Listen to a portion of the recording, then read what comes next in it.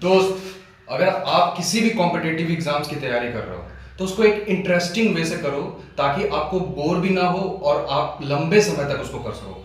जैसे यूपीएसआई का जो स्ट्रेटेजी मैं फॉलो करता हूँ एक इंटरेस्टिंग वे से कि मतलब आप लंबे टाइम तक उसको लेके जा सको, बोर भी नहीं होना है और आपकी तैयारी सबसे बेस्ट होगी। ये स्ट्रेटेजी एक बार देखना कि मैथ्स का जो पोर्शन है, मैथ्स को हर एक दिन में पर डे आपको 50 क्वेश्चंस, किसी भी चैप्टर से आपको 50 क्वेश्चंस, मिनिमम 50 क्वेश्चंस आपको लगाने ही लगाने हैं। इसमें आपकी प्रैक्टिस और नॉलेज, नॉलेज का क्या है, प्रैक्टिस विद इन टाइम आप अच्छे से कर पाओगे।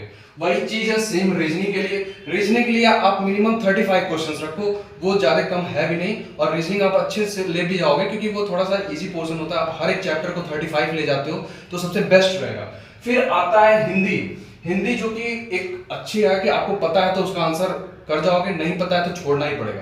तो उसके लिए क्या है कि आप 5 विलोम, 5 पर्यायवाची, 5 अनेकार्थी, इस तरीके से जो 5-5 एक एक शब्द पूछते हैं एक शब्द वाले में आंसर में, तो वो 5-5 करके आप रोज पढ़ो।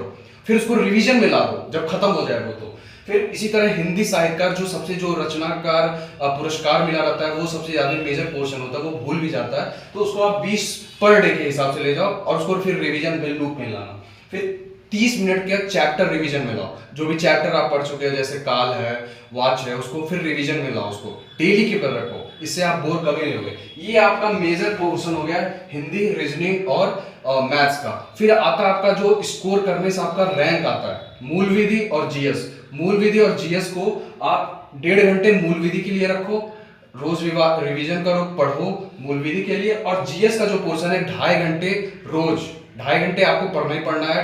वो आप डिफरेंट डिफरेंट अपने तरीके से चैप्टर्स ले सकते हो या